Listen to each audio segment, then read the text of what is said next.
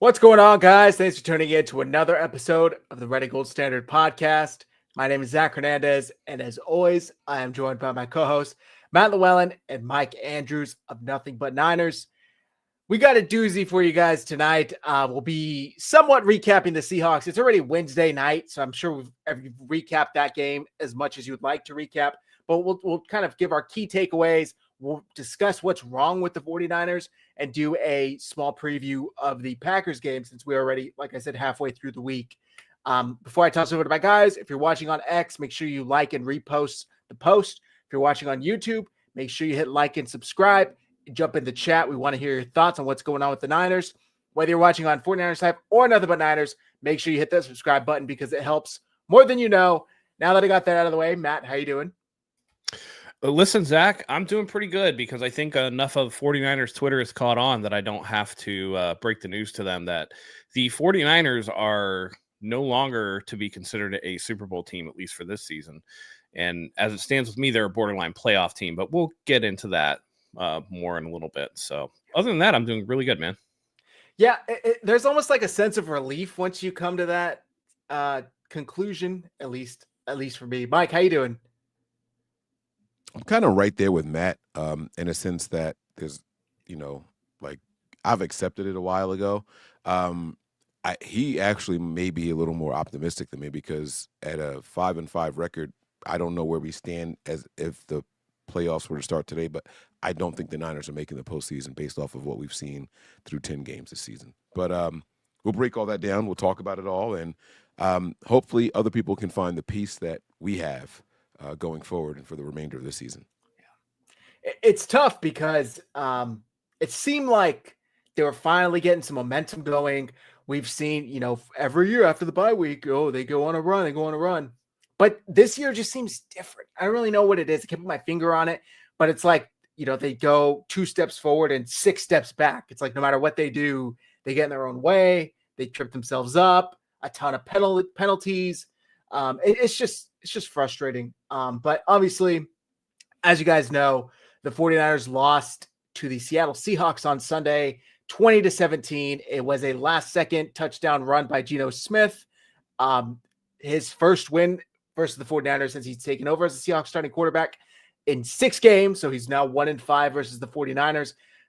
Going into this year, Brock Purdy was undefeated in the division. He now has 3 divisional losses.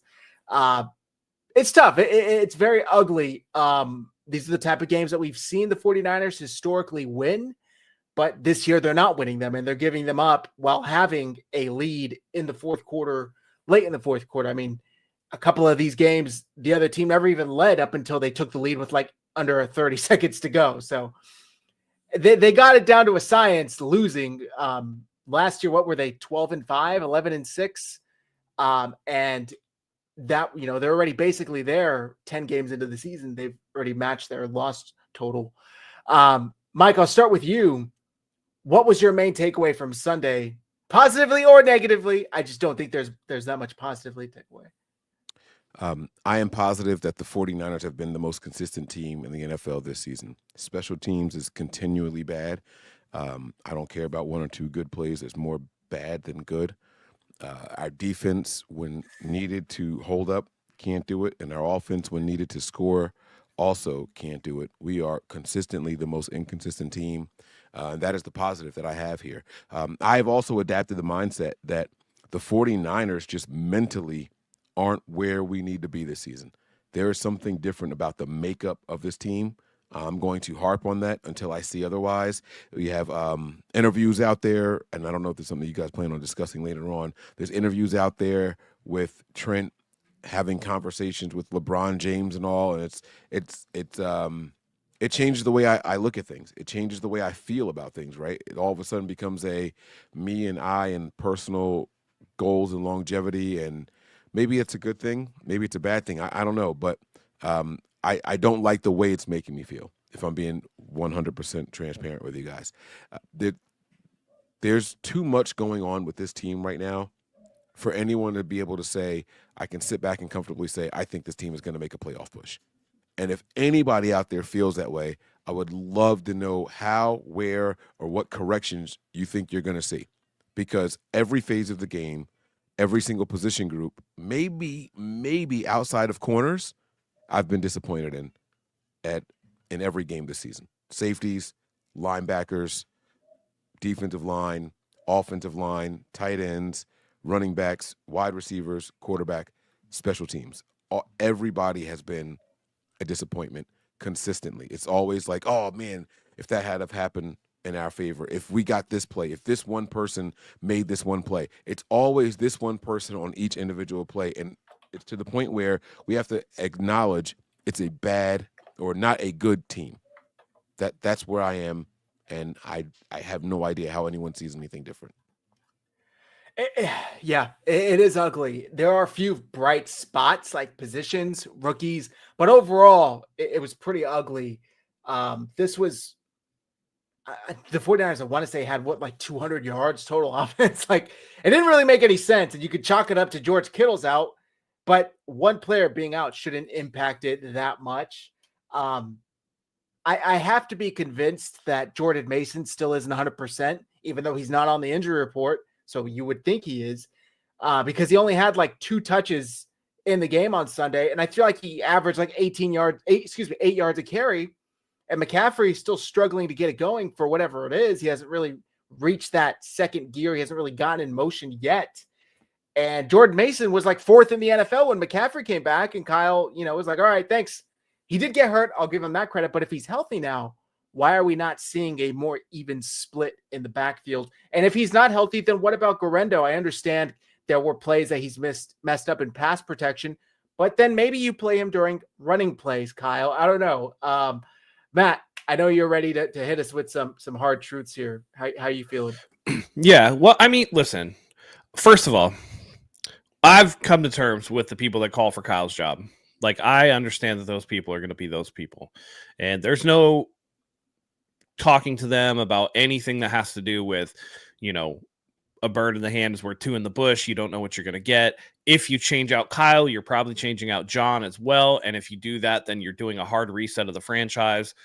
And some people are just spoiled in the fact that they don't remember or have chosen not to remember the Jim Tom Sula and the Chip Kelly days. And prior to that, when, before Harbaugh was the coach, the Mike Nolan and the Mike Singletary days, going from a pretty decent coach in Steve Mariucci to absolute dog shit for like 10 years, and then getting a good coach in Jim Harbaugh to going back to absolute dog shit, and then going to pretty much like the best coach, not named Andy Reid, in the NFL for the last 5 years, and Kyle Shanahan, and just being willing to give that up is kind of weird to me.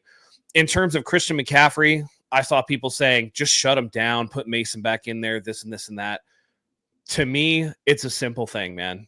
If you watch the tape, the offensive line is blowing assignments left and right. Run blocking, pass blocking, it's a dog shit O-line. And that's what happens when you have one good player on your offensive line who's a rookie, one all-time player who is now aged out. And I'm sorry, but Trent Williams is a shell of him for himself. He's declining. He looks old.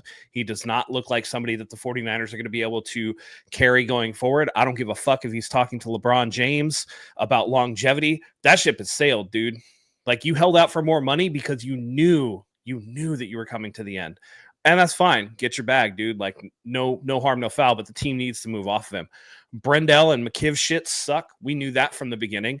And Aaron Banks is somebody that went from promising to a guy that, like, I don't even want to re-sign him. Let him go. Start it over. Get somebody else in there. I assume John Feliciano is going to play. But here's the thing. Christian McCaffrey is somebody that opposing defenses game plan for. No offense to Jordan Mason, but that was the least of people's worries. And he did most of his damage, by the way. Go back and look statistically. He did most of his damage when Brandon Ayuk was still out there, when Deebo Samuel was out there, when George Kittle was out there. No Kittle this game. Obviously, no Brandon Ayuk. And Deebo Samuel, I don't even have to say anything about Deebo Samuel except that I was right. Dude's washed. And he can get the fuck out of here, too, with his $25 million. They have an out after this season. They need to take it. Listen, the fact of the matter is, this team is going to be going through a little bit of a rebuild. They need to overhaul the offensive line. They need to get some of these bum-ass coaches out of here. Chris Kaczmarek, I'm looking at you. Because what happened when Nick Bosa went out? Why is one player the entire tenor of your defense? They didn't do shit. Like, to me, Nick Bosa makes the entire 49ers pass rush, and it doesn't matter whether they throw a second-round pick and Drake Jackson at it. Doesn't matter if they trade for injury-prone D Ford. Doesn't matter if they sign a guy who had 10 sacks last year in Leonard Floyd. Doesn't matter if Eric Armstead walks out the door so that you could pay Javon Hargrave $80 million. Nick Bosa is the only thing that seems to generate a pass rush because he wins so much that he forces guys to go the other way, and in turn, everybody eats off of the wins that Nick Bosa gets. Fred Warner playing like a shell of himself because he has to cover Devondre Campbell's ass all game long. Like, what is happening with this team? There needs to be some hard questions asked, and Kyle is not going to be the one to go. It's going to be the coordinators first. Get a new defensive line coach. They need new blood in there. Get a new offensive line coach. I'm sorry, Chris Forrester, but like at the end of the day, it's a results-driven league, and the 49ers have one of the worst offensive lines in football. You know, get a new defensive coordinator. Like, I don't even care. Go through another one. Sorensen ain't it. Another game where on third down and longs, he's running man defense like every single time. It's just, like, it's predictable. It looks like shit. Nobody's scared of the 49ers defense. Nobody's scared of the 49ers offense. And it's time for a hard reset. I hope Kyle learns a very hard lesson this year, because if not, then next year, by all means, put his ass on the hot seat. But they just signed an extension. They're not going anywhere, just like the 49ers. Not going anywhere.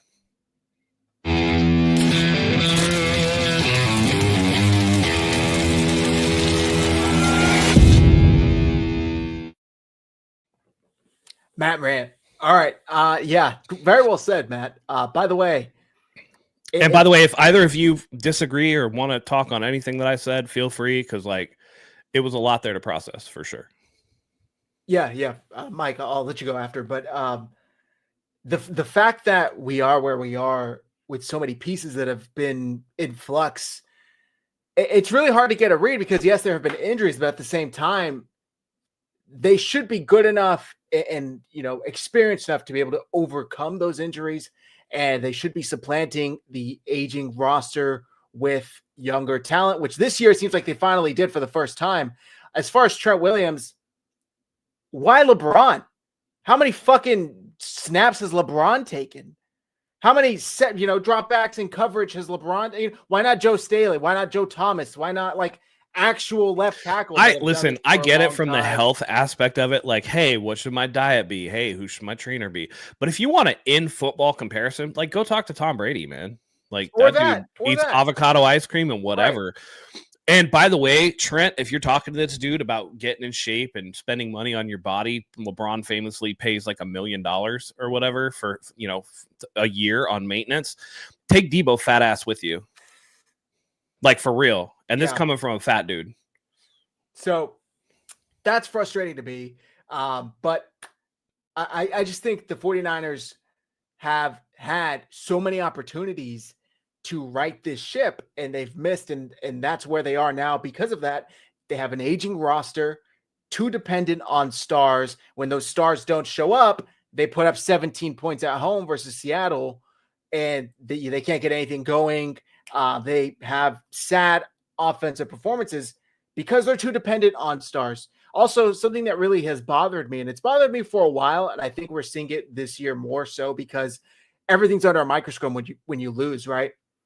And it's that for some reason, and look, I'm obviously a fan of the 49ers. I don't fucking know what the other 31 teams do that closely, but Kyle Shanahan allows opposing teams to, one, dictate what he's going to play by the looks that they give him, and two, he has no answer because he's so predictable. Teams understand, well, if I just fucking overload this side, they have no coverage for it. Like, we understand how they're going to pass protect.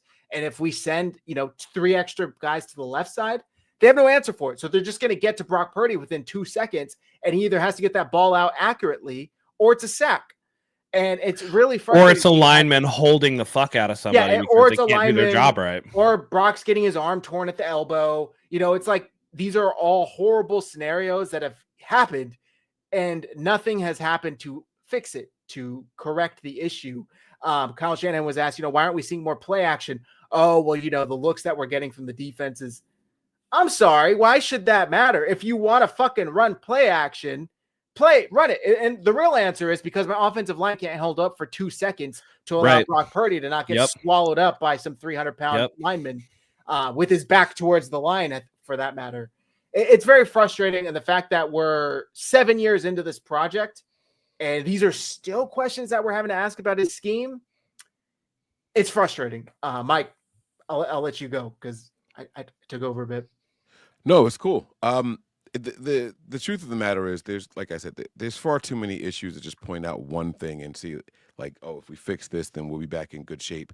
And that might be, maybe, not to give an excuse, that might be why we haven't seen any drastic changes or any major changes, because there's just so much wrong, right? Like, oh, if you step back and look at the game, and there's 20 plays that were the difference in the game. 5 of those plays are going to be on the offensive line.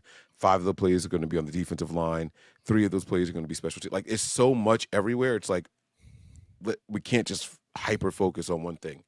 Mm-hmm. With that said, to try to go back to the long litany of things that Matt was saying, I used to be extremely disappointed with Deebo Samuel.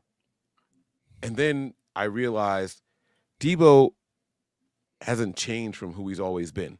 I think our expectations for Deebo changed, right? He's never been a route runner. He's never been a blocker. He's never been, the fastest guy in the open field. However, he runs really good angles once he gets the ball in his hand and in space, right? So what's different? I mean, he's like a 4.4 guy, at least at the combine he was. But I think the difference is they're not getting him the ball in space. Now you have to ask why. Yeah, because but all the stuff we've lost the pieces around him that spread things out. The George Kittle being healthy and the Brandon Ayuk taking someone over there, allowing him to hit this little hole here, right? Kittle's here, and then Ayuk's way up here. This leaves this little window here for him, especially if McCaffrey's running out around this way or that way. Like, the defense ends up spreading out, and that leaves Deebo open.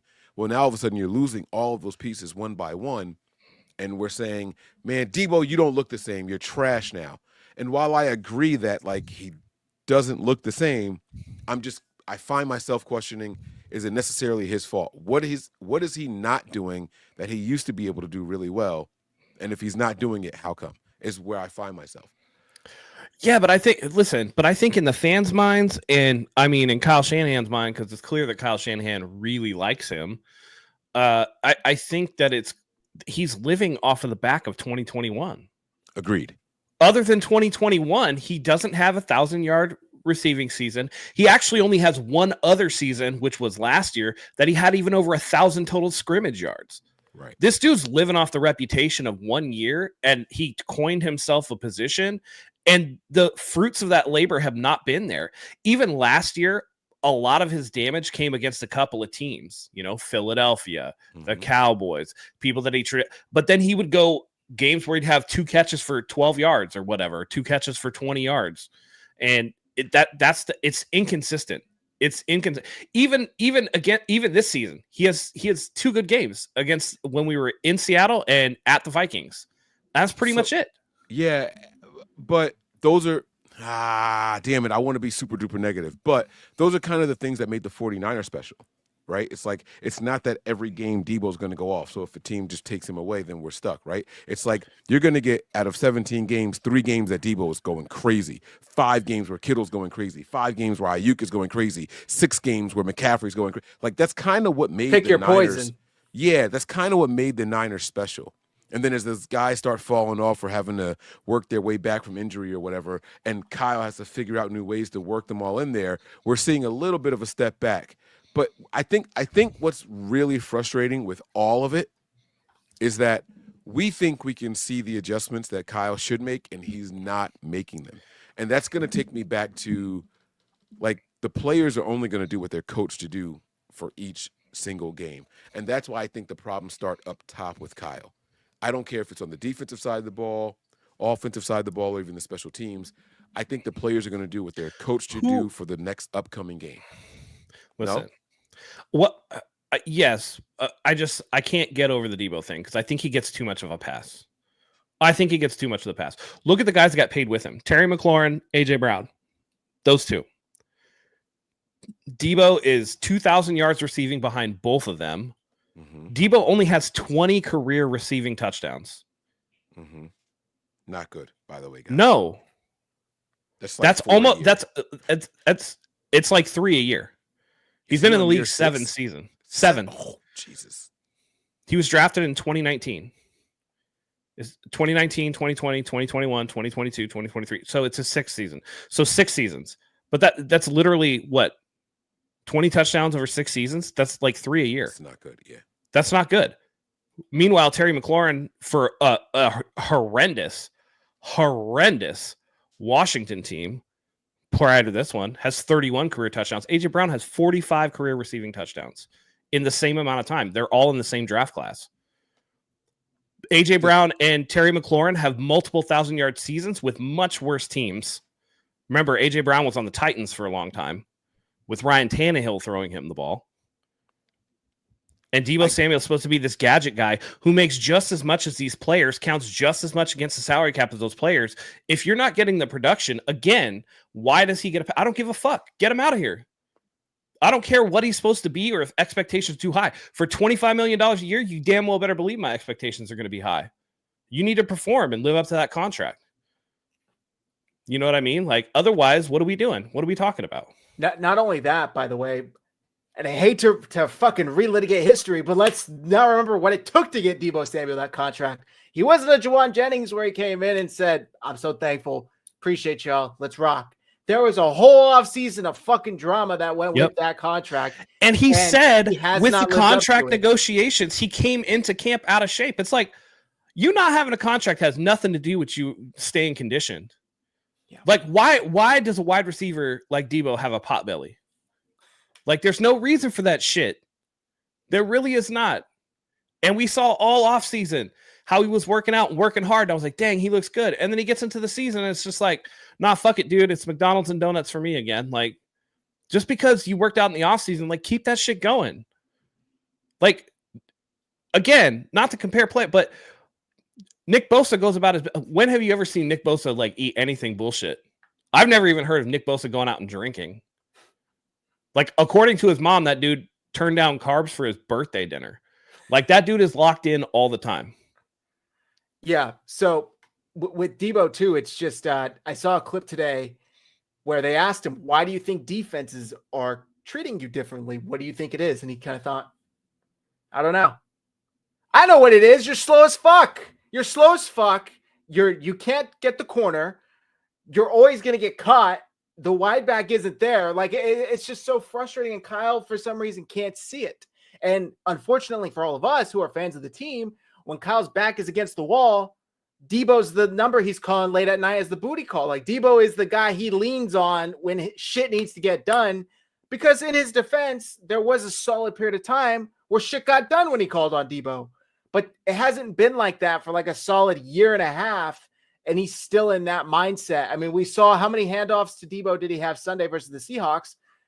I don't know if any of them that actually got... Bro, he got nothing. Line of scrimmage.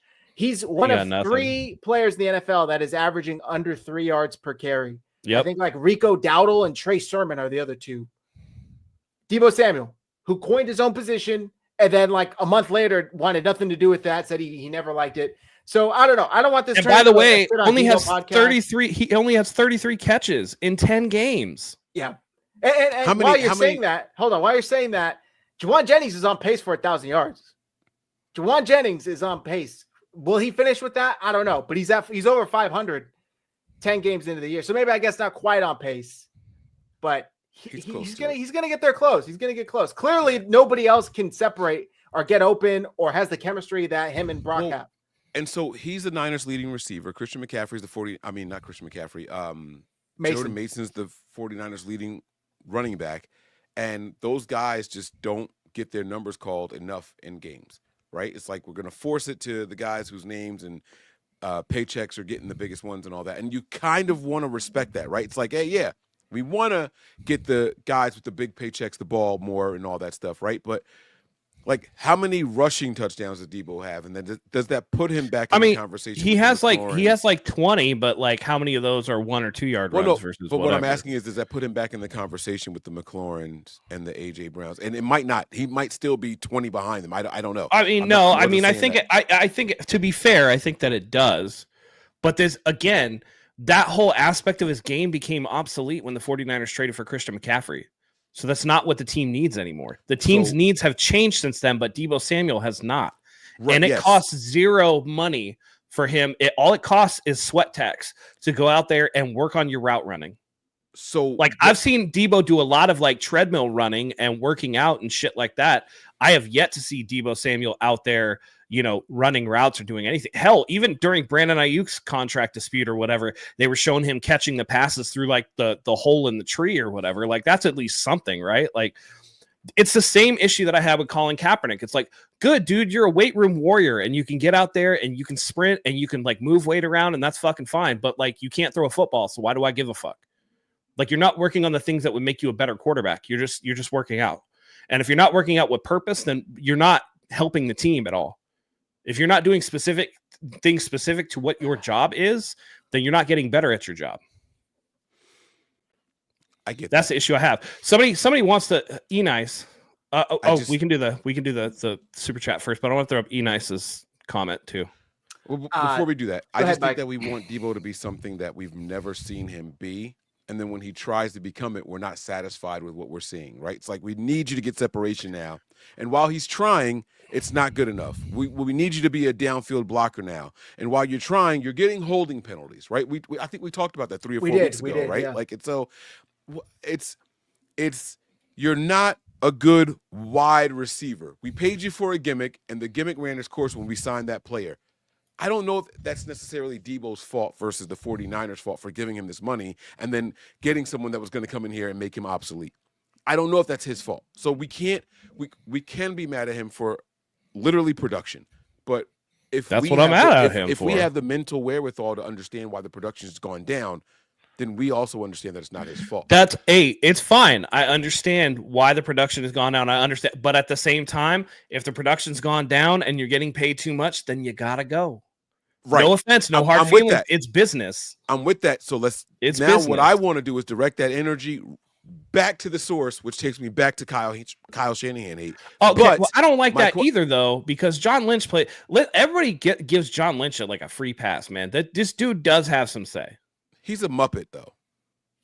But is he? But like, is he? I didn't say puppet. I said Muppet because Muppets have personalities. I mean, he only has a job because Kyle handpicked him. So I would say there's not. But this is year 8 for them, dude. Like, if you don't think that he's developed some sort of rapport and some stroke, and you know what I mean? No, of course. I just think in the hierarchy, I'm not quite sure they're equal. That's if Jed York and Kyle Shanahan if Jed York, Kyle Shanahan, and John Lynch walk into a room at the same time, and you got Kyle and John saying, "Choose right now." Nobody in their right mind is going to say, here's my argument to that. And it starts from year 1. Solomon Thomas. Whose pick was that? It wasn't fucking Kyle's. I agree, but that doesn't mean okay. Yeah, it does. That's their first round pick. The first pick that they're going to make as regime, and he gave it to John Lynch. No. Okay, wait. See, and that was John Lynch's pick. That's without context. Kyle also was, I can't decide on the quarterback, so you know what? Take it with the defense, so there's no pressure on whatever quarterback we would have picked. True. To be my guy. Kyle did not want to commit to anybody coming out in that draft class, so he gave that first pick away. So then would you say that the defense is more John Lynch's forte then? That's where John Lynch is? I'll give you that. Because there's problems on the defense too. Why does the defensive line not produce? Like, well, all I'm saying is it's not just Kyle Shanahan. Mm-hmm. And that's the thing. John Lynch gets a free pass when Devondre Campbell is in this fucking building. When we've gone through X number of defensive coordinators, and I understand that for the most part he's done a pretty good job, but the last 1.5, all due respect and all apologies to Wilkes, who I'd rather have than Sorensen at this point. Shit, I did not expect that. Sorry, yeah, absolutely. Surprised me. And by the way, get Brandon Staley out of the building, dude. His bad juju followed him from Los Angeles to here. The Chargers are well known for blowing fourth quarter leads, and now Harbaugh goes there. They're 7-3 or 8-3 or whatever the fuck they are. Right near the top of the division with Kansas City, and the 49ers are blowing fourth quarter leads. Like, get Brandon, sage his fucking office and get him the fuck out, man. Yeah. Defensively, and then we'll get to the super chat. They can't get pressure. When they do get pressure, they can't get to the quarterback. When they do get to the quarterback, they can't get him down. It's like they're fucking drenched out there in Vaseline. It makes no sense. And their blitzes are so predictable. Almost any opposing offense knows when they're coming. They know how to block them. They run man at the highest rate. and they don't have the personnel to run it effectively that high. What are we doing? What are we doing? And what does work, he doesn't stick with long enough. It makes And ever since DeMeco Ryans left town, they forgot how to tackle. Yeah. Oh, when Saleh and DeMeco Ryans were here, they focused on tackling, wrapping up first. Now it's always this like, hey, try to get the big hit, or hey, try to get the strip, or this and this and that. No one gives a fuck. I don't give a fuck about turnovers. There was, I think I want to say 2021 or 20. I think it was 2021 because 2019, I think they first forced a lot of turnovers. One of the Super Bowl seasons, they didn't force a ton of turnovers, but they were so sound tackling wise that it didn't matter because they were blowing things up before they even got started. Now I expect missed tackle. The first guy's never going to get the fucking guy down. Like almost never. Yeah. I expect it. Yeah. It's like hurry up and slow him down so someone else can get there and help you out every single time Just wrap the first person up, makes man. contact. Yeah. And you know, this is the shit that I've been saying, but guys, okay. Let me say that. Go off, baby. Go off. Come on now. No. I just got two things. I don't want Kyle Shanahan fired.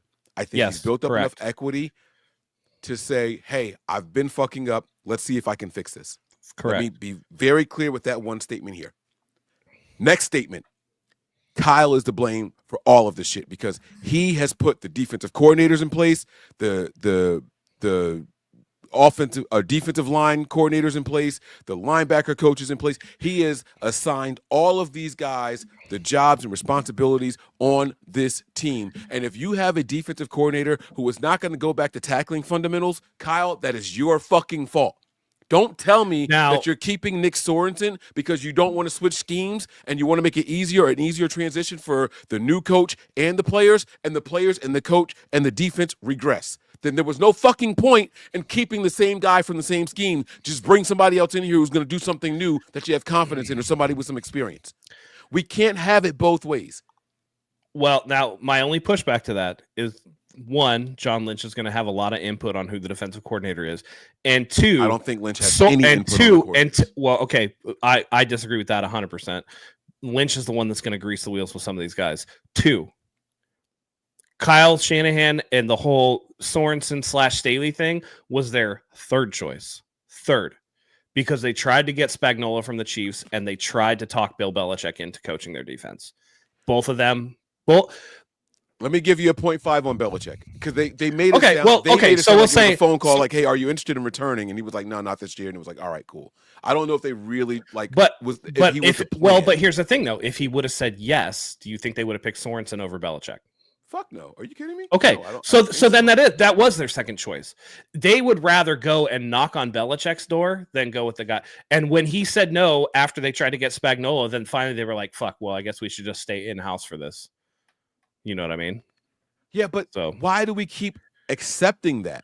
You did it with a Saleh hire. Well, it wasn't in-house, but it was a name down on the list from Seattle, and it was like, oh, we heard about this guy in Houston and Seattle. Let's bring him in here, right? Then it was like, well, he got DeMeco Ryans. Let's give him a shot, right? You got lucky with that transition. Well, Ryan's 100% honest. Their linebacker coach, though.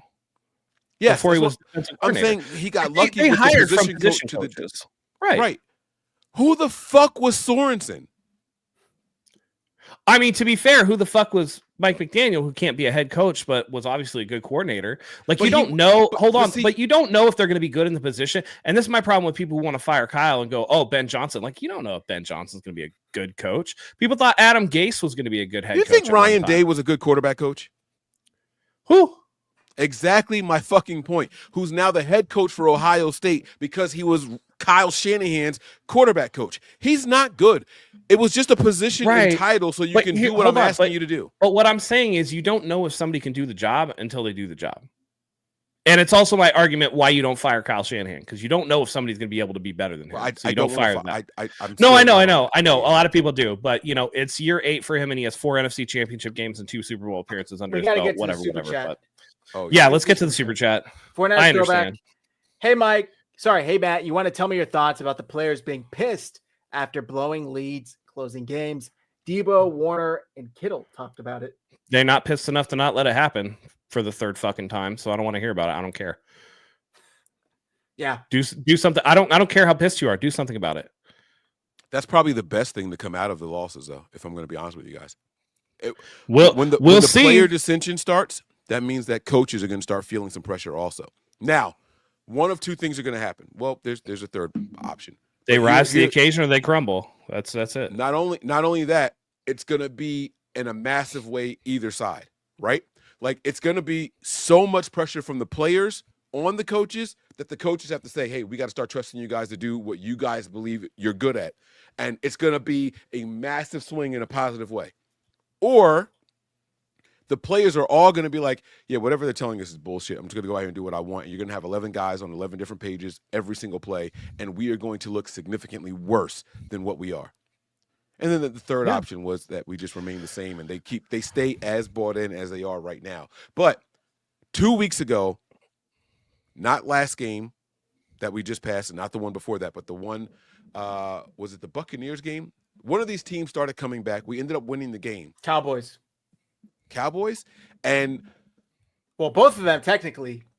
They started coming back, and they asked Fred Warner at the podium, when you saw the 10-point lead and blah, blah, blah, blah, blah, were you concerned that the team was going to come back? And he was like, yes. And I thought to myself, oh, no, not this again. That already tells you everything you need to know. That told me that he didn't believe in the offense. So now I have to make my defense do something, right? And he didn't believe in the 10 pieces around him to hold him down, so that way it didn't matter if the offense got back on the field. This is an infectious mindset that is permeating through the 49ers locker room right now, every single day as we speak. We can sit there and try to deny it. We can say, oh, there's 7 games left and we can run the table and we're going to be just fine. Cool. If the 49ers finish this season 12-5, no one's going to say shit. No one's going to complain, right? But I remember the 5. I remember the 10. Fuck the 5. Right? They'll complain. These 10 have not been pretty. There's not been a single win other than week 1 against the bum-ass Jets, and we all see how bad they are, right? Other than the bum-ass Jets where it was like, man, we're coasting in this one. We got this one. There's not been a single win where I felt confident saying the 49ers aren't giving me anything to worry about. I can get up and go get a cup of coffee in the middle of this game. I've been on the edge of my seat every single game against subpar competition in the NFL. And that is not the standard that we play to. The players are feeling it. The players are feeling it, and they're all of a sudden going to start putting some pressure on these coordinators and coaches, and that's why they're going to the podium and openly saying, hey, this shit ain't right. Remember last year when Nick Bosa was like, yeah, we used to do this really well, and we just stopped doing it, but hey, that's not my job. I'm going to do whatever they're asking me to do. You know what happened? Fucking Steve Wilkes got fired right after that. Sometimes the players, the star players, have to go to the podium and put some pressure on these bum-ass coordinators. Say, hey, Kyle, you got yes men in here. We need somebody that's going to really figure out some shit. Yeah, but do you really think that Sorensen's going to survive this year? He's not. No one's going to survive this year. No one, except for Kyle. Rightfully so. All the people in here calling for his job, y'all are silly. Y'all are silly. Kyle's not going in. He just signed an extension. He just signed an extension, 6-year extension. And he again, like you said, he has some capital. Like, the dude has the second best winning percentage the last 5 years in the NFL to Andy Reid. Like, if it wasn't for Andy Reid, he'd be a 2-time Super Bowl champion. Right. Because we looked at those seasons, and every other team than the Chiefs, the 49ers matched up much better with and would have won those games. By the way, 2 different quarterbacks. He carried Jimmy Garoppolo's bum ass to a Super Bowl. Oh, man. You guys. Now, I'm going to say this. I wonder if part of the issue with Kyle's offense is he doesn't have another person that he respects enough to bounce ideas off of, like a Mike McDaniel. I don't think he likes Clay Kubiak that much, to be honest. I don't think that he's getting the mental stimulation from Clay Kubiak that we see. His offense looks entirely different. And I don't know what he's doing. Like, no play action, no none of this stuff. No screens. Not even any screens. What the fuck happened to all the screens? I mean, they ran a 3rd down screen with Deebo this week, and he got fuck all. Yeah, 1. But they used to be They ran another one like 2 weeks ago, and Deebo dropped that shit. But we used to run a dozen a game, and we barely get any. And everybody bitched about it, too. We have a handful. Like, here comes another total screen. Yeah, they were bad. They've never worked in the system here. Right. So then, again, I don't want to hear about throwing screens. If not even running back screens. That's what bugs me. It's like if they're bringing that much pressure, let them come in, throw over them, and get the ball to Christian McCaffrey with 3 offensive linemen as lead blockers. Like, what are we doing? Come on. If I can figure this out, why are we not trying it at the very least? It's like, we're expecting Purdy to go out there and drop back 40 times a game. and when it's the game that way, when that's never been their style, it's never been what Purdy has success. But here's the thing. Here's where, and this is where I hope Kyle Shanahan makes a change, and I think he's going to, is that, again, remember when people asked him about offensive line, and he's like, I'd rather have another guy that can, score the ball. Points. Yeah. This year, I think, is going to change that. This year, I think he sees how important offensive line is. I think the fact they're not running play action, Zach, like you said earlier, you don't want Brock Purdy turning his back to the defensive line. He's going to get crushed. I counted no less than 3 plays against the Seattle Seahawks where he naked booted Brock Purdy out of the pocket, and there was a dude right fucking there. Yeah. Immediately right there. 1, he threw into the ground. 2, I think, was an incompletion. The third one was the touchdown to Juwan Jennings. And you can't play like that, right?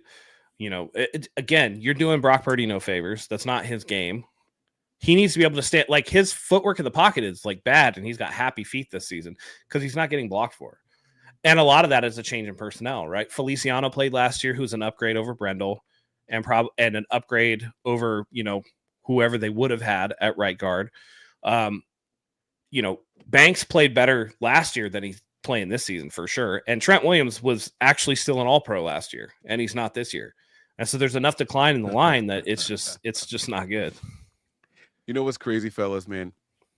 3 or 4 games ago, I came on here and said, despite our slow start, there's not a single team in the NFC that I think could stop us in the postseason.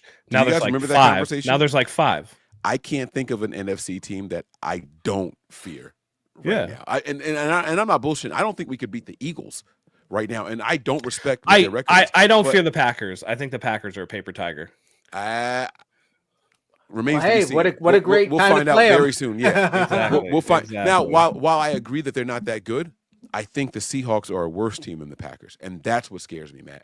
If I'm being completely honest with you, I don't think the Packers are the real deal. I honestly don't think the Vikings are the real deal. I just don't think that they're worse than some of the teams we've lost to, and that's what scares me when I'm making those comparisons. Right? They can still be not the real deal and still be good enough to beat the 49ers. Now, if the 49ers had somehow figured out not to blow those leads, right, and we're 8-2 right now instead of 5-5, will we even be talking about this? Well, some of it. Well, we'd be talking about how they're battle tested. They fight. Hey, good teams win close games. Good teams win ugly. That's the last win that we had. We all came on here and was like, "Yeah, we won," but guys, we should not be celebrating shit. But I think that same sentiment. Yes, but I think that's also in the context of them having thrown away 2 games already, and then throw away the Bucs game. You know what I mean? That's one where, again, a lot of these games, they've gotten out to leads and they've held the lead for a long time. And then at the end of the day, they're just giving them up, But I do think the conversation would be slightly different, although the problems would be there. And I'm actually kind of glad in a way that these losses have happened, because you always learn from your losses. You have to, right? It forces you to change and adapt, or you go by the wayside. The wins, I could see them trying to play them off even more than they have before. So, do you guys think there's an end in sight this season? Do you think that there's something that we could do to right this ship this year and still make a respectable season? Let me not say good. Do you think that there's something that we could do to make a respectable season out of this one? I would say yes. Here are the moves I would make. Kyle hires me as an advisor. I start tomorrow. Bench Brendel, start Feliciano, maybe get a rotation at either right tackle or right guard with Burford, even though I think he'd be better on the left, but we'll see. What are you going to do with Pooney, though? Sorry. Left guard or right tackle. Okay. Either or, preferably the left, because Trent's kind of struggling, but either or. I saw some fucking propaganda that Colton McKivitz is the 4th ranked right tackle this year from PFF. Get that shit off my feet. I'm not falling for that. No, he sucks. I would do that, so I'd immediately try and upgrade the offensive line with Feliciano and Burford. I would use Christian McCaffrey more in the slot and Jordan Mason in the backfield in a 2-back tandem with him and Isaac Guerrero. And I would immediately center the offense around Juwan Jennings and Ricky Pearsall. Basically, ixnay Deebo Samuel and rotate in Cowing if Kyle Shanahan feels that he's up to snuff at enough of a level to where he can have a meaningful impact on each game. And this is all with the hope and knowledge that Dre Greenlaw is coming back within the next week or two to help alleviate. Now, I know Dre Greenlaw is not going to be 100% right away, but you can't tell me like 70% of him isn't better than Devondre Campbell, who, in his credit, has played better the last couple of weeks, but just physically does not have the ability to play better. He blew both those Geno Smith runs. Well, that was his assignment. He's looked better. He's had overall games. His overall games were a lot better than what they had been for the rest of the season. So I get what you're saying. And if not, then I'd be okay rolling the dice with Winters. The secondary had been okay. I was knowingly going to take a hit. We were going to take a hit from them because Mooney was out, rightfully so, with the passing of his daughter. So Yidam was in, and Yidam had a pick, almost had two, should have had two. But the idiot was too far up on the second one. But that's how I would. And I do think the dude thought it was Michael Jordan for a second. He thought he could jump 7 feet in the air. He was like, I'm going to throw down that oop, brother. Yeah. Not really. So I think that would be a good start. Because to be honest with you, although the defense seems to have like melted down on these losses in the last two possessions, my main focus and concern is the offense. They have not looked the same. It seems like every single game they haven't put together four straight quarters yet of good football, and it's like we're constantly waiting for them to get in that rhythm, and then they do something. And I saw, was it Lombardi tweeted they had a 14-play drive Sunday versus the Seahawks that it didn't end in a touchdown, didn't end in a turnover, didn't end in turnover on downs. 14-play drive. And they punted.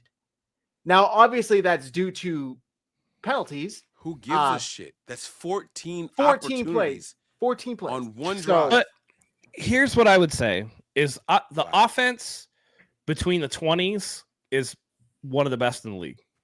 They're still, I think, like fifth in the league in yards. No, but hold on. Let me finish my fucking point, Michael. Because I've heard it so many times. I'm sorry. You're right, though. I'm sorry. Jesus fucking Christ. It's terrible. But I want to hear it. I do want to know what you're saying. I'm sorry. Where they need to adjust completely and overhaul is in the red zone. If you can't score, then between the 20s doesn't matter. And they have to figure out something they can do in the red zone, whether it's different play calling, whether it's, again, some of the stuff that they call in the red zone is really fucking weird. Like when they do empty sets from like the 5-yard line, like, what are you doing, dude? Like that you need to have, these are where they need to have the threat of run and pass. Okay. By the way, I hope this is where you wanted me to go, Mike. Just saying, because like it could be a lot better. All of the stuff you're giving to Deebo, the wide back runs and shit, give it to Ricky Pearsall. He's clearly faster. Clearly faster. Clearly knows how to follow a block better. Zach said something that I thought was so genius. It's almost obvious, right? Like, just hear me out for like just one split second. If you had two receivers to put on the field for the Niners for the rest of the season, what two receivers would they be? And I want you guys to be honest. Take your hate and assume that other pieces around them are good. But your two best receivers with the ball in their hands, who are they going to be? Juwan and Ricky. Juwan and Ricky? It depends. It depends on what the goal is. Okay. All right. My goal right now. Let me do it a different way. Okay. Let me do it a different way. Okay. The genius point that I thought Zach made was Christian McCaffrey and Mason on the field at the same time, but then you slide CMC to the slot. Mm-hmm. Now, if you have two receivers on the field and him in the slot and Mason in the backfield, I think that we, casual observers, recognize that Mason is slightly more dangerous with the ball in his hands out of the backfield than Christian McCaffrey is right now. However, Christian McCaffrey is significantly more dangerous than probably any wide receiver the 49ers have coming out of the slot right now. Doesn't that open shit up for the two guys on the outside? Yes. Yep. Thank you. Right? So if we can see this very simple shit, and or George Kittle, who I didn't even get to being out on the field, if we can see this simple shit, why won't we do it? Why? And like Kyle was asking about that today. I think Matt Mayoko asked him, "Hey, why don't you do more stuff with Christian and Jordan Mason out there?" I didn't see the. And he said, "You might." Like, as in, like, hey, like, let me cook. I'm working on some shit. Like the tone that he gave, it wasn't like a straight up like dismissal, like he does every time Grant asks him a question. Like he was like, yeah, it's possible. You can see that. Like in a way that like was like maybe he's going to work some of that in. My only issue with that plan to me is that I don't know if they exactly trust Mason in pass pro, just like they don't trust Garendo in pass pro. I'll be honest with you. If they have blitz beaters built into every single play, you don't need a guy that's going to be A+ in pass pro every single play. I think that's fair. But I think that part of it, we saw again in the Bucs game how mad Trent Williams got when Isaac Garendo blew that blocking assignment. Yes, and but here's the difference though. If you have CMC in the slot, let's just say Jennings and Deebo, right? I think we all realize that Deebo is really dangerous with the ball in his hands in space. Sure. If you got Kittle, Deebo, Jennings, who was a very clutch, good, pure wide receiver, right? CMC and Mason, your most dangerous ball carrier and dangerous route runner, on the field all at the same time. If you have them all out there, an opposing defense is going to be hard-pressed to even consider blitzing with that package of personnel on the field. And if you do it, Brock, fuck Mason, Brock, you better find the hot and deliver that ball because someone's going to be butt-ass naked open, and it's going to be a big play, right? How is it that we can see and identify this, and Kyle's just like, I need more time to figure it out? I can't remember who it was, but I want to give credit where credit is due because it was said in a way that made me think about it like I'd never thought about it before. Kyle seems to think about his offense like a wide receiver would think because he played wide receiver. He's not thinking about it from the quarterback's perspective. And so he's scheming wide receivers open. He's like, they just need to get him the fucking ball, not realizing like, hey, man, like, you got to protect your quarterback. Being left out there to die. Make sure your hots are to the same side as the uncovered dude, like the free rusher. Make sure it's so that he's looking that way, because a lot of their hots. That's not where the hots normally are. JT O'Sullivan points it out that a lot of times Brock's like hot read is opposite the side of the free rusher. Oh, see, that's some bullshit because everyone says like if the pressure's coming from that way, throw it over his head. Throw into the blitz. Right. Holy shit. If you watch any of JT O'Sullivan's stuff, like he football consistently points it out. He consistently points out that he hates that Kyle makes Brock do the 7-step drops from under center. Like there's a lot of things. Line they don't let him hold up enough for him to get to his 7th. So by the time he's hitting that hitch on the 8th step or the 7th, the offensive line's already collapsing around him. And you need to call your offense, specifically offensive line, like the Saints would call it for Drew Brees. You need guys that can create a throwing lane for Brock Purdy. Because, again, a lot of people ripped on him for that throw to Deebo that sailed. But, again, the defensive tackle was already pushing into the backfield with a hand up. And Brock is like 6 feet on a good day. So he's got to get that ball up and over the top. And he's throwing to a spot because he's an anticipation thrower. So he's just like, fuck, I got to get it there without getting it batted down, which, of course, everybody complains about when Brock gets a ball batted down. Like as if he's doing it on purpose. Like, honestly, to me, a lot of people said that, criticize Brock Purdy. I don't think Brock Purdy was the reason why the 49ers lost. In fact, I thought that he was a lot of the reason why they were in the game. Yeah. Both touchdowns were on Brock Purdy, like kind of. Yeah, nah, he had an off game. I know what he didn't have a great game. Yes. He didn't have a great game. But it would have been a lot worse. Right. Also, can I add in my prescription to fix the 49ers? Stop doing that fucking thing where you have Deebo or Christian in the back. Oh my God, just stand out. You roll him out to the side, and Deebo just fucking stands there. You're playing 11-on-9 football. And no, there's no route. Like, at least make them run a route. At least make them. And also, plus, it's kind of similar, but I've seen McVay do this. I think I've seen Mike McDaniel does the orbit the orbit motion. Not that, but the Kingsbury do it, where he has receivers line up, they're in motion, and then they stop in the backfield. And when the ball snaps, they run routes through the tackles. I would love to see Kyle do that with McCaffrey or Deebo or anybody really, because it's so what's the word I'm looking for? Like irregular, that teams aren't really used to that, like running an actual route through the middle of the line and they go up, and it would be great. I would love to see them do that, but at the very least, stop doing that fucking weird motion that takes that player out of the play completely. Unfortunately, we're not going to get any of that this year. But the one good thing I will say is that we will find out what kind of head coach Kyle Shanahan's going to be. Because I don't think, I mean, obviously, you don't go into this season saying, like, yo, my shit's not going to work this year. Now he knows, dude, my stuff's not working like it should.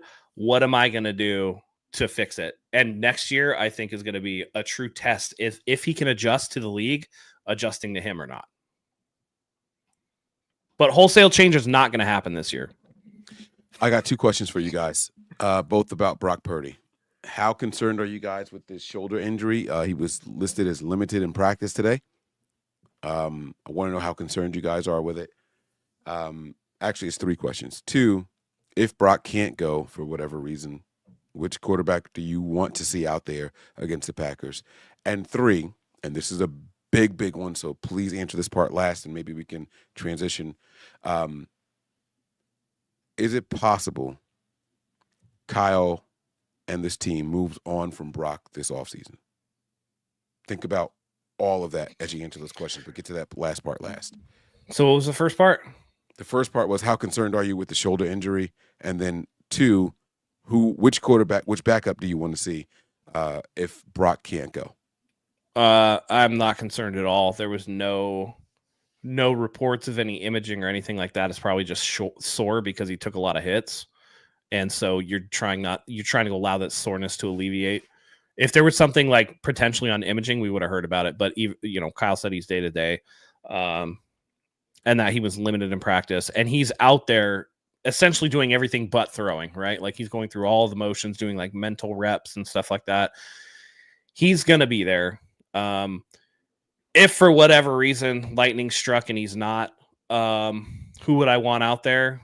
I honestly don't care. Neither of the other options are very good.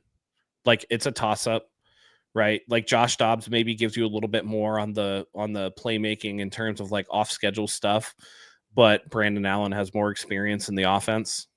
Like it's a pick your battle. I think they would probably go with Brandon Allen because he would run their offense more the style that they would want it to be run. But I don't really think it matters. Zach, do you want to answer the first two parts and then we can kind of skip back around to the third part? Yeah, I'm a little concerned. Anytime your quarterback, it's the throwing arm, right? That's what he hurt. Yeah. Anytime, yeah. Anytime that's an injury, it's concerning. Everybody made a big deal about the sleeve and was like, is this the injury again? And it's like, well, first of all, he injured his elbow. Two, he's had that sleeve ever since he injured the elbow. Right. That's like maintenance. That's what he's supposed to be doing. It is a little concerning. The fact that it altered practice. I know they're just being proactive, protective with it. But still, if he takes more hits, is this something that could get worse? I don't know. It's a little concerning. If he weren't able to go, give me Josh Dobbs, man. I don't want to see fucking Brandon Allen back there. I don't think Josh Dobbs should have gotten quarterback 3. I thought he earned the backup spot. I feel like Kyle Shanahan sees a higher floor with Brandon Allen. But we've actually seen Josh Dobbs win like meaningful games in the NFL just coming into a system. So I would be fine seeing Dobbs if Purdy can't go. Mike, do you want to answer the questions yourself? Because I don't think we got your answers on these. No, yeah. Thanks for tossing that to me too. Like, I am a kind of concerned only because I'm not sure. Kyle Shanahan has this way of like detaching himself from a quarterback that he doesn't trust in the third year. Third year in with Jimmy, it was over for Jimmy. Like we might have had to stick with him a little bit longer, but the writing was on the wall that he was not going to be the guy going forward long term, right? Third year in with Trey Lance, like he was out of here. He was gone, right? Third year in with even Brian Hoyer, right? He's out of here. He's gone, right? Third year in, like they do it. In 3 years, Kyle has this mental assessment of a player at the quarterback position. He knows whether or not he's that guy. My concern is he's there with Brock. We don't know what the answer is. And is this shoulder injury a real excuse, or is it like just the start of beginning of the end to see if I can put another guy in here, get a couple more practice reps, and see if I'm confident enough to just move on? Not that this guy is better, but am I confident enough to just move on? That's number one. Number two, who would I want it to be? Up until this very last game, I would have said it should be Brandon Allen. But after this last game, I realized how many plays Brock made with his legs that I think might be actually by design. And that makes me say maybe it should be Dobbs instead of Allen going out there and running this offense just for one game. Now, if you told me it was 3 games, I'm going to probably take Allen because I agree with Matt that he's going to run the more traditional style of offense that we're going to have, right? But if it's just one game, they should maybe go with Dobbs. Okay. Interesting take there. So the last question was, is there any way we see them move off of Purdy? What was the question, Mike? Yeah. Yeah, so basically, and that was what my point was, right? After 3 years, Kyle kind of has this read on all his quarterbacks. He knew that Jimmy wasn't that guy after the 3rd year. First year or half a year, whatever it was, they had Jimmy here after the trade deadline. Hey, we got to give him a contract, right? We go through a full season. When that 3rd year was here and done, they were trying to move on from Jimmy. The contract had already been done, but they were trying to move on. 3rd year with Trey Lance, they traded him and they moved on. We're in the 3rd year with Brock Purdy, and I'm going to be 100% clear with you guys here. I don't know if Purdy's the guy. For the first 2 seasons, I was like, yeah, he looks good. I'm seeing a regression or maybe not a progression. Maybe Purdy's exactly the same as he was last year, but defenses have caught up with him, so it's making him look like he's down here now, right? But no matter how you try to spin it, I'm not as sold on Purdy as I was before the season started. And if Kyle feels that way, is there a chance that they are willing to move on from him this offseason? Because the counter to that is you got to give him $60 million. He's either your starter or he's not. You're giving him $60 million or you're not. And I just don't know that the Niners think that he's worth the $60 million right now. So that's what I wanted your opinion on. I really don't know if 60 is going to end up being the number, but I can't imagine. I literally cannot imagine a scenario in which they don't extend him, in which they move on, because moving on from Brock Purdy would force them to admit and do so many things. And I just don't think that that's possible or even likely. Who are you going to draft? They're not drafting in the top 5. So you'd have to draft a quarterback in a weak quarterback class. Who are you going to sign? You want to go and get like a 39, 40-year-old Aaron Rodgers, however old he is. That's at the very best a Band-Aid for a impending, problem. And Brock Purdy has shown almost he can succeed at every level. We're talking about moving off of him, and the 49ers don't even have a losing record this season. Like, they're 5-5 right now. If they were like 2-8, maybe I think I could understand it a little more. But they're 5-5, and I don't think he's the reason for most of their 5 losses, right? I think there's a ton of reasons that the 49ers haven't played well this year. Brock Purdy maybe at highest is like 10th to 15th on that list of reasons. Finding a quarterback, it's completely different, but it's also kind of the same. It's like finding a wife. You know what I mean? It's like, imagine because you've been with this girl for 2.5 years that you like met at the bar randomly one night and you hit it off. Everything's been great, but you like don't like her chicken. And you're like, maybe I can find another wife. It's like, well, you can't just find another quarterback out there. You can't just find another wife. Like, this is a 1 in a million type thing. And not only that, but I just really think that like this is going to sound super like cheesy. And I was going to say a bad word. I'm not going to say it. His story's too fucking special to just like pass up on and give up and just say like, oh, all right, we tried. That's it. Mr. fucking irrelevant. Like, it's written in the stars. It is written in, I could hear it ESPN 30 for 30 beginning right now in my head. What if I told you, somebody passed on by every team. Brock Purdy is meant to be an NFL star. And if the past 2.5 to, however long he's been for the 49ers hasn't shown us that, then we all deserve to have our eyes taken out of our heads because he's done nothing but succeed at the NFL. And I think what's even more crazy is, and we've said this a million times in the past 9 months, he didn't ever leave the field in the Super Bowl without the lead. Every single time he got off the field in the Super Bowl, he had the lead. I don't even think you're asking this question, Mike, if Nick Bosa stays home on 4th, or I shouldn't say Nick Bosa, if the 49ers get the stop on that 4th down stop in overtime, I think it was overtime, and they win in walk-off fashion, because it's like they got a ring. There's no way we're moving off of this guy. But because the defense couldn't hold the Chiefs and they went and scored a touchdown when the 49ers only got a field goal, now there's these weird questions of whether or not he's even worth extending. I'm not entertaining it. Extend the man. I think he's earned it. It's not every day you find a franchise quarterback. And you know, I'm going to share this, and then I'm going to kick it to Matt, because the same precedent fits for a quarterback. People talk about firing Kyle Shanahan, and it's the meme from Family Guy. An elite coach is an elite coach, Lois, but the next hot offensive coordinator can be anything. He could even be an elite coach. It's the same thing with the quarterback. You know, a franchise quarterback is a franchise quarterback, but a top 5 draft pick can be anything. It can even be a franchise quarterback. You have him in your hands, in the building, wearing your color, your logo. Don't fuck it up. It's as simple as that. Just don't fuck it up. I'm done. Matt. Okay, go ahead. Go ahead, Mike. No, go ahead.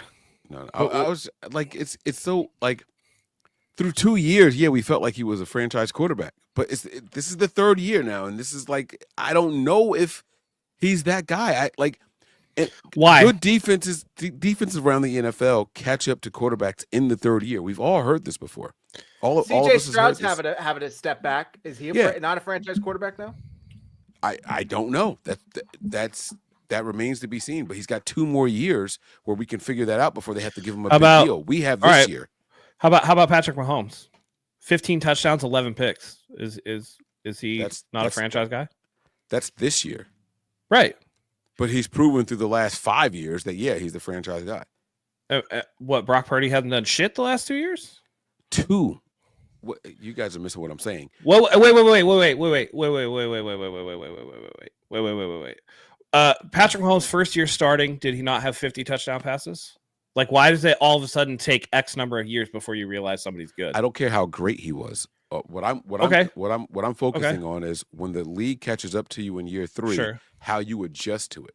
We haven't seen Brock make that adjustment in the 3rd year. Right? What adjustment? What adjustment is he supposed to make? I'll tell you. Listen to me. Okay. Colin Kaepernick was good years 1 and 2. Mm-hmm. That 3rd year, when they tried to make him a better passer and tried to change him and improve his game, fell off a cliff. Andrew Luck was good years 1 and 2. Right? When the league started catching up to him, this guy fucking retired. Like he got out of Dodge. That's Andrew Luck, Robert Griffin III, Jameis Winston. All these guys that were supposed to be those guys that were drafted very high. I'm not talking about a Mr. Irrelevant. Once that 3rd year hit and defenses started catching up to them and the film was out there, all these guys took steps back. It was the elite of the elite, or the good of the good, the great of the great, that were able to say, hey, it's my 3rd year. I'm going to adjust to their adjustment to me so I can prove that I belong here. I haven't seen Brock adjust to the league's adjustment to him. Does that make any sense? I'm not saying he's not the guy. There's still 7 games left.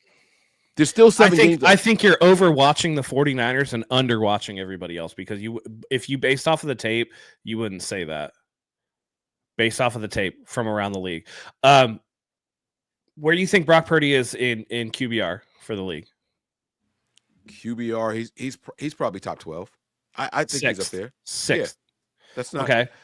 But wait. What about yards? Wait. What about yards? Before I answer the yards, okay. QBR it's very heavily swayed by pass percentage. At one point in this last game, Brock Purdy was like 20 of 25. I don't give a shit. He had like 170 yards. That's nothing. Like that was not a good ratio. But I do know that QBR is heavily swayed by percentage completion. Just want to put that out there. Okay. Yards? We've been doing way more passing than running this year. He's got to be top 7, 6, top 8. Yeah. That feels right. Mm-hmm. He's, top 12. He's 12th in touchdown passes. He's up there for that. His touchdown and interception ratio is almost 1-to-1. He's got to be like 13-8 or something like that. 13-9, something like that. 13-8. Yeah. All right. How about adjusted EPA? I don't know what that means. So adjusted EPA is expected points above average.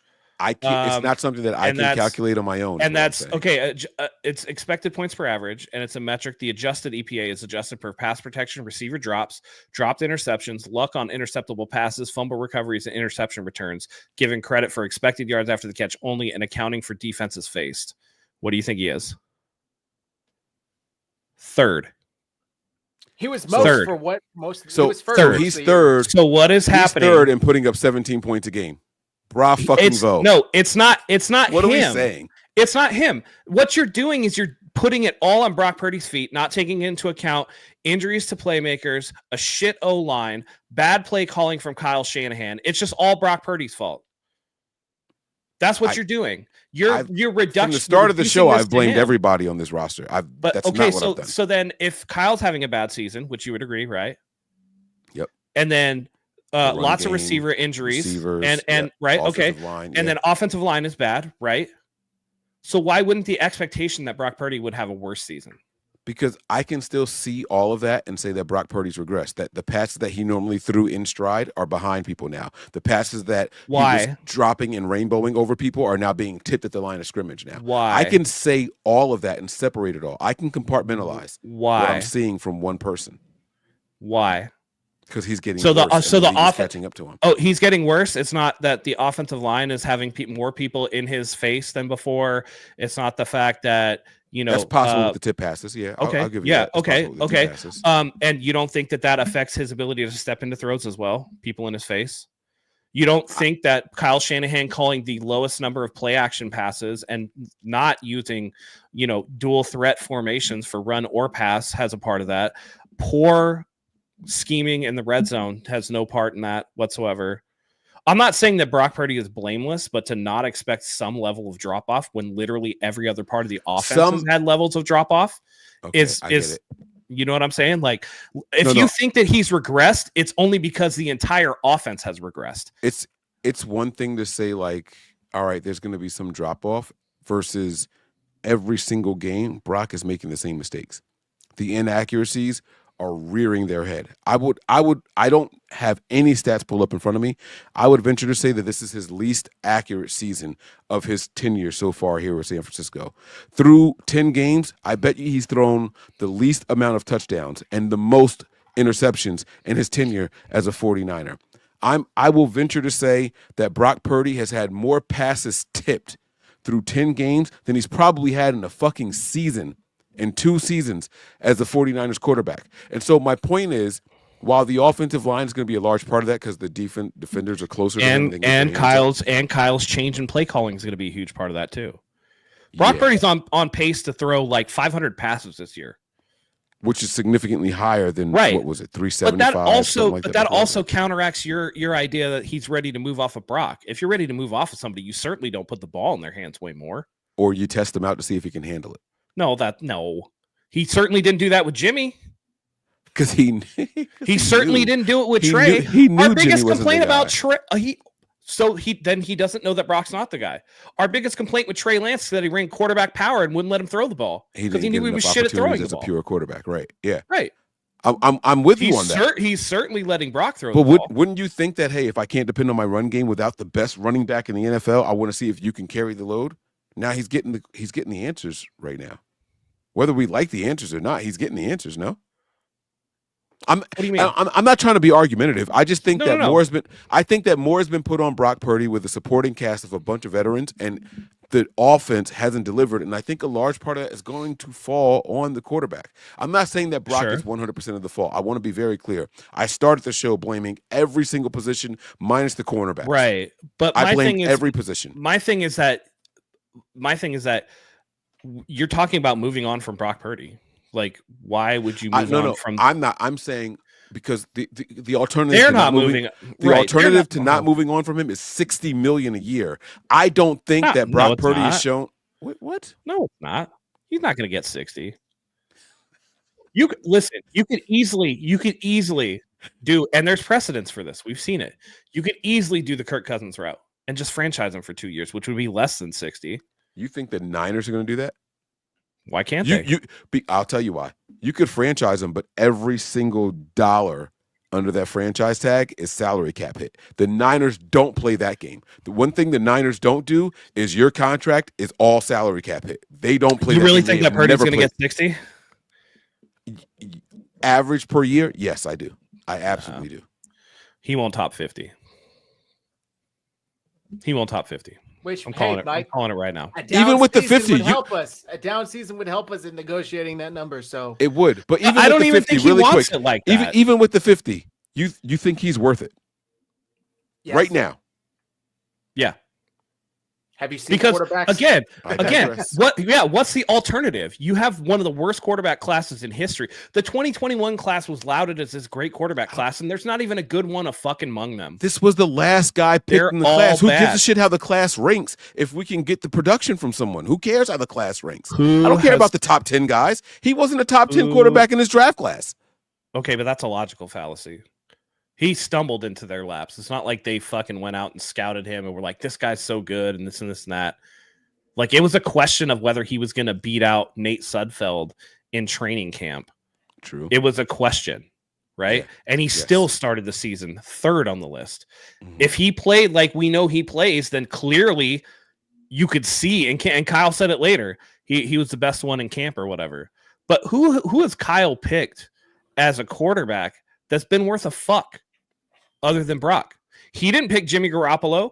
Bill Belichick called John Lynch personally and said, do you want him? No. Kyle picked Brian Hoyer, and then he picked CJ Beathard, and Nick then Mullins. Jimmy Garoppolo was there, but he liked Nick Mullins.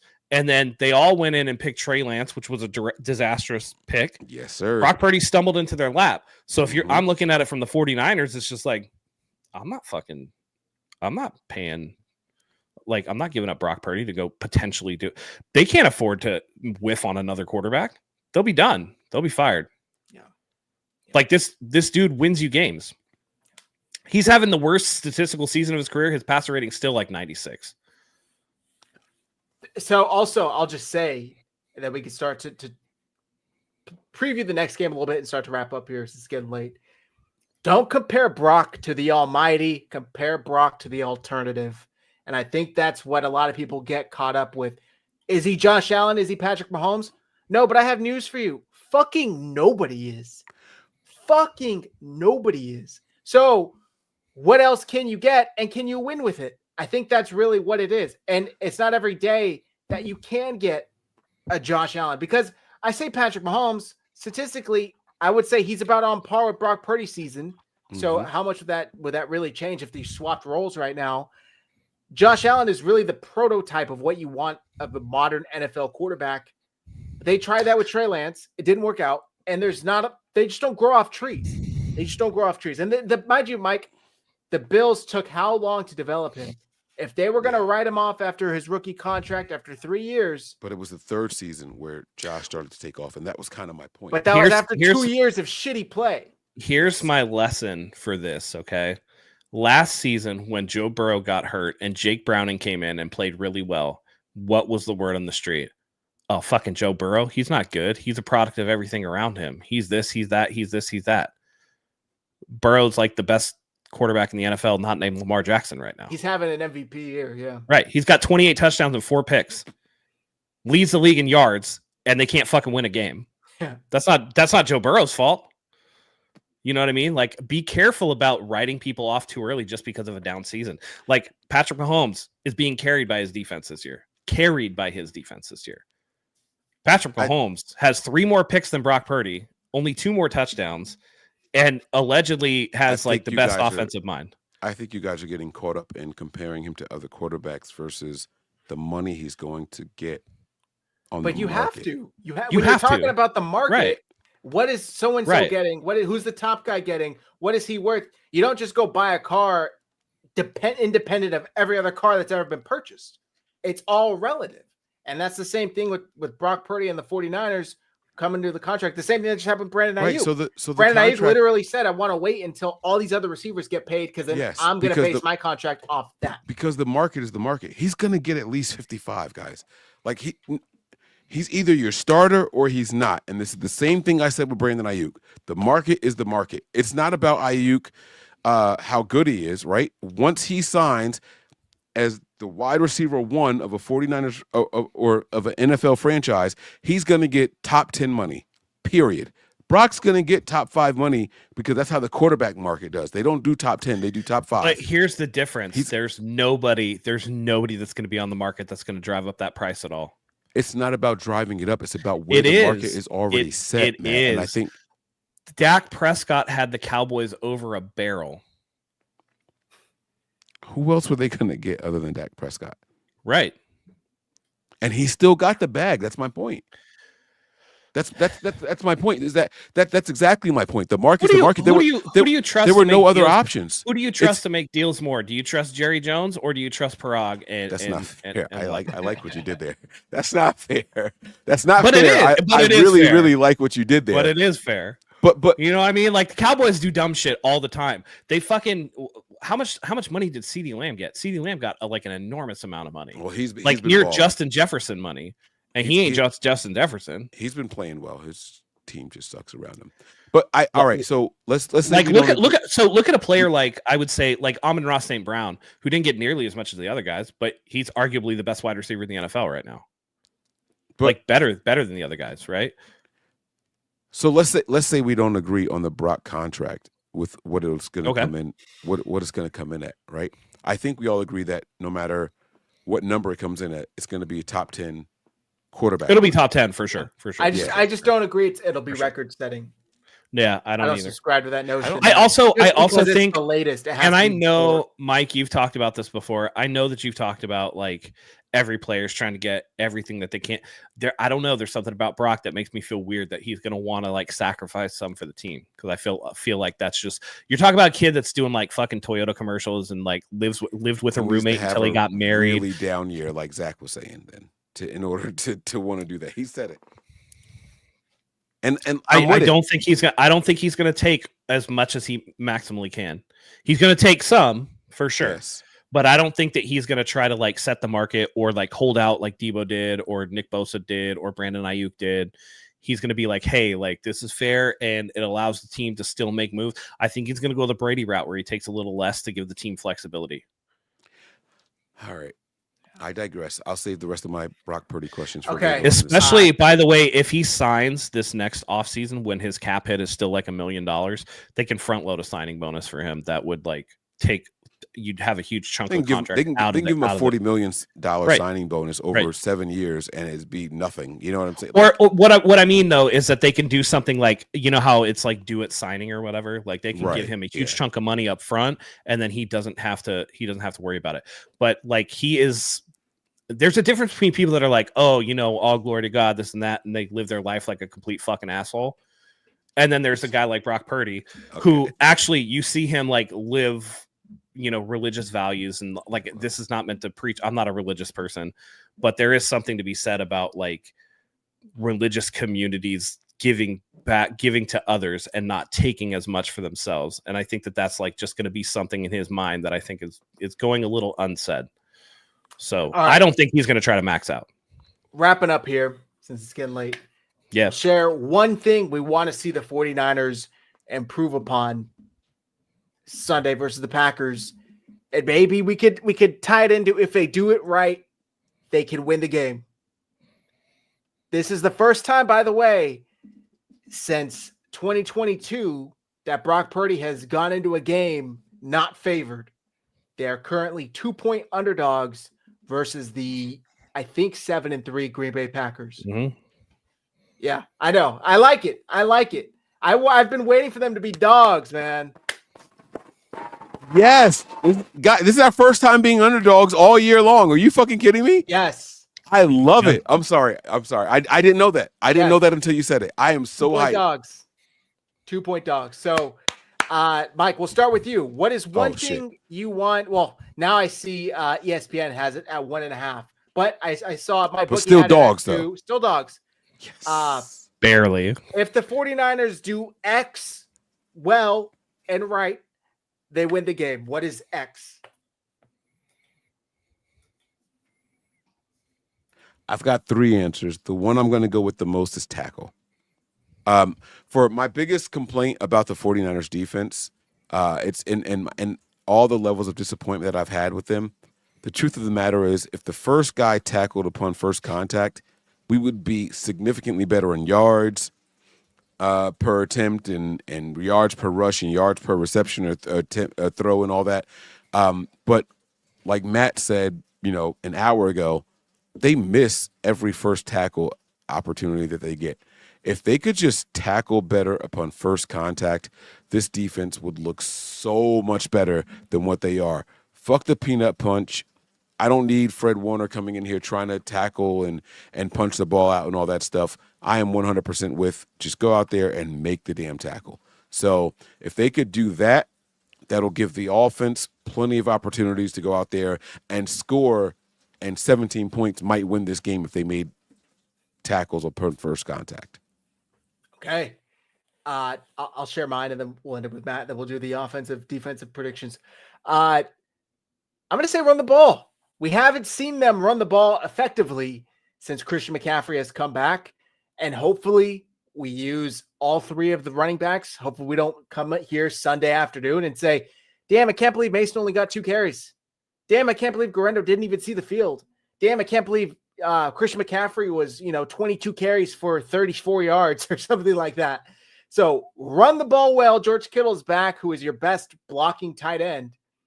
I think if they run the ball well, they have a good shot at winning this game. The Packers, I was looking at their stats fast recently, what they've given up. They're not the best run defense. So that's my do that well. Got a good shot at winning. Matt, what do you got?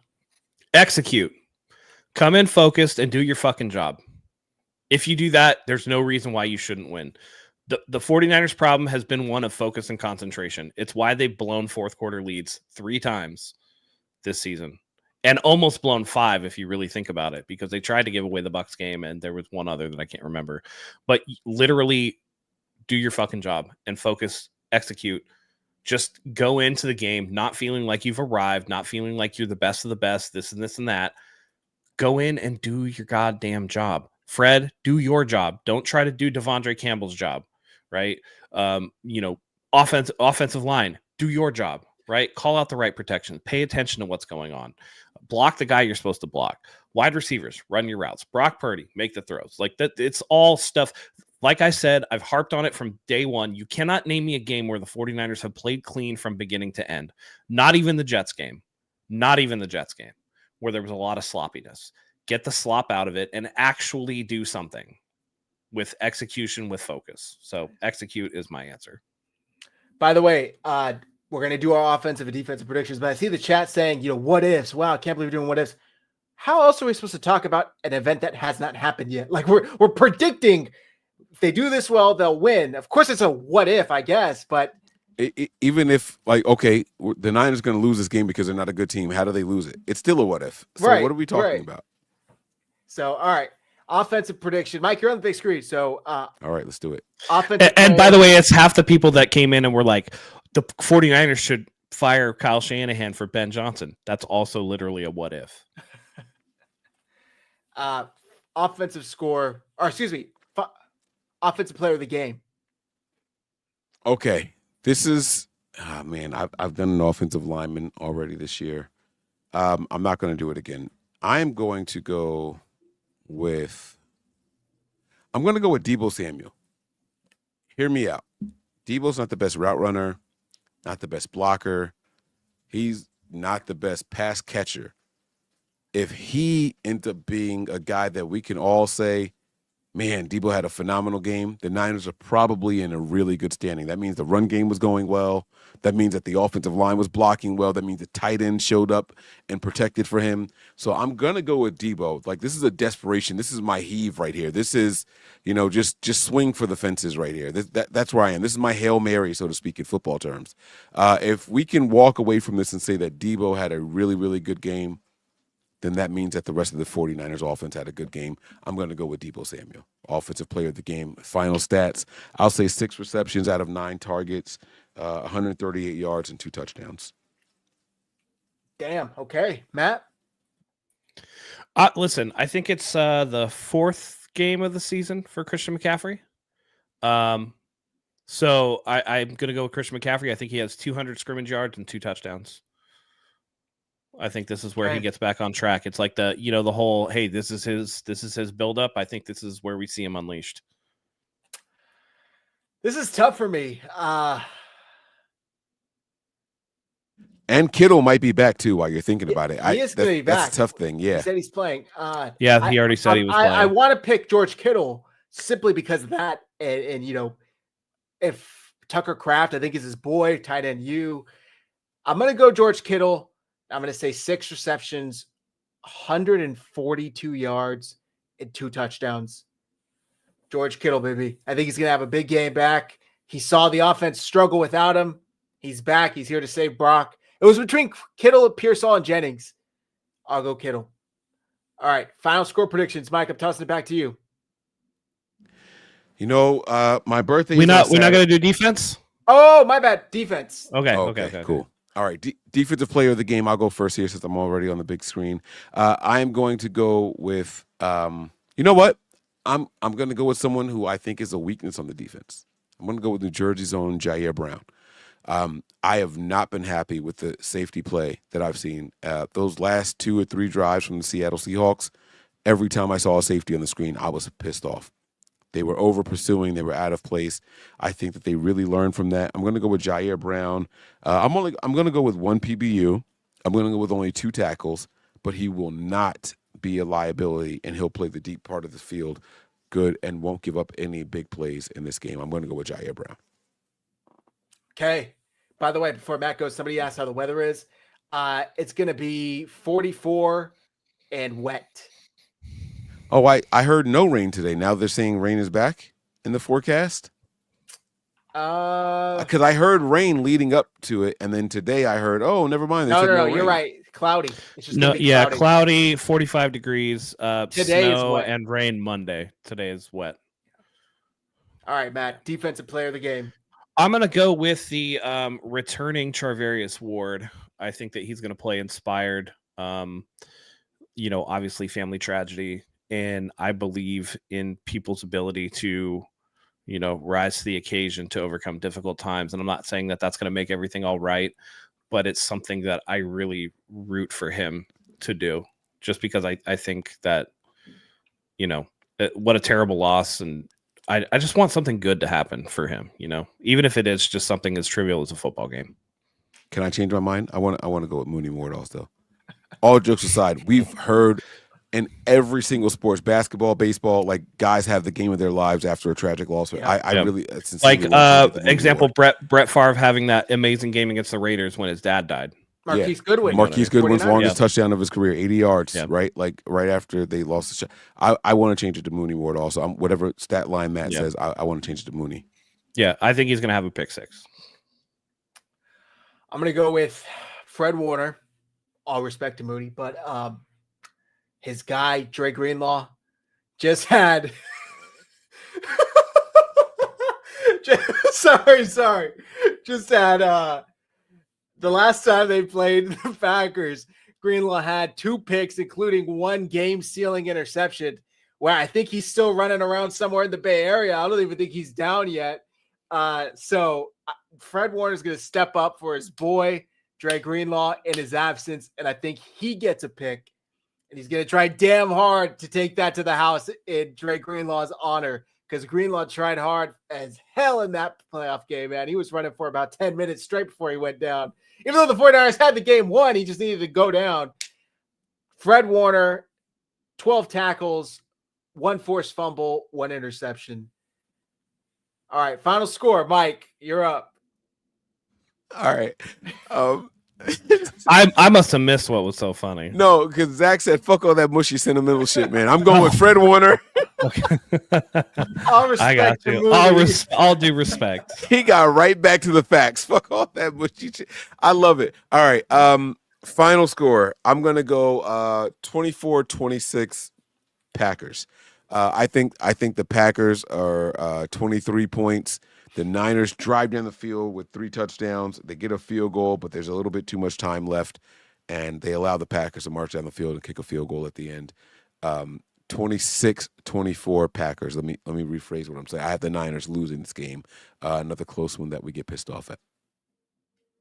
Okay, Matt. Oh wait, no, is that me? Am I up? No, you're up. Yeah. I'm gonna go 27-17 Packers. To me, like, I'm talking about a lot about what could fix the 49ers, but I have no faith that it's going to be fixed in 1 week. And I I don't think this is a year for the 49ers. I think that this is a reload year. This is a year where you take a lot of hard lessons, you make a lot of changes, and then you try to come back for 2025 and make another run on the last year of Brock Purdy's rookie contract.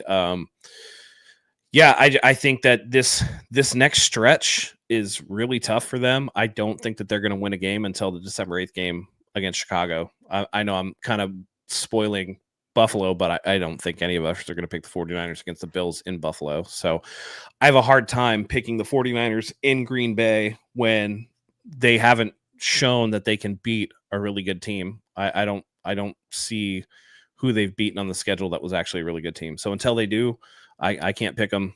And maybe there's a little bit of hope for a little bit of that, reverse jinx going on. That's my hope here. I got the Packers until the 49ers show me otherwise. This is like all the makings for like a 18-17 game. And it's probably going to be like 17-10. 49ers have the ball. Our Packers have the ball. And then they probably score a touchdown and get 2-point conversion with a walk-off win, knowing LaFleur trying to one-up Kyle that he hasn't really been able to do aside from one regular season game, which was, I think, was like the home opener in like 22 or something like that when Jimmy Garoppolo was still the quarterback. Trey Lance had a touchdown that game, by the way. But maybe I'll reverse jinx them. I'm hoping that's the case. But until the 49ers prove otherwise, they're a crappy team right now, and they should be treated as such. So I think they cover, if that makes you feel better, because they're favored by 1.5 or 2, depending on what books you're in. But I got 18-17 Packers, unfortunately. All right, that's going to do it for tonight's show, guys. I got to go have some dinner. Mike, thanks for staying up late with us. We appreciate it. Matt, appreciate you making the time as well. Now you got the baby. Mike, folks already know, but please let them know where to find you, especially on game day. Let them know. Yeah, please, guys. This Saturday is my birthday, so we will be having a special party for me on Sunday when we take on these Packers. I will have a Packer fan in-house, so I'm going to need you faithful to come and rally with me right here, patreon.com/NB9ERS. You guys have to be on the $5 tier or higher. Please, please, please come party with your boy. All right? Let's turn up because I already got us losing. You guys heard the prediction, but the more faithful, the better I will feel. So please, please come and show up. Nothing but Niners on Patreon. Patreon.com/NB9ERS. And make sure you guys are following my people here. You see it right down there underneath Matt's name. Boom, boom, boom. 49ers Hive. Follow these guys if you guys are watching on the Nothing But Niners YouTube page. 49ers Hive on YouTube. Appreciate it, Mike. Go subscribe. Patreon.com/NB9ERS. Matt, without further ado, take us home. Yeah, there's something to this week where the pressure of a Super Bowl is off. So I think I'm going to be able to compartmentalize and enjoy a little bit more, even if it doesn't go the 49ers way. I think we're all kind of at the same spot. It's going to be a rough couple of weeks for the team, but we'll see if they can pull it out. This is what tough teams are made of, and it's going to inform us for the rest of the year, going forward. So for Zach, for Mike, for myself, thank you, everybody, for joining us here today. It was a tough conversation that needed to be had. But I'm glad that we had it. So thank you as always for joining us. We love having you here. And until next time, go Niners.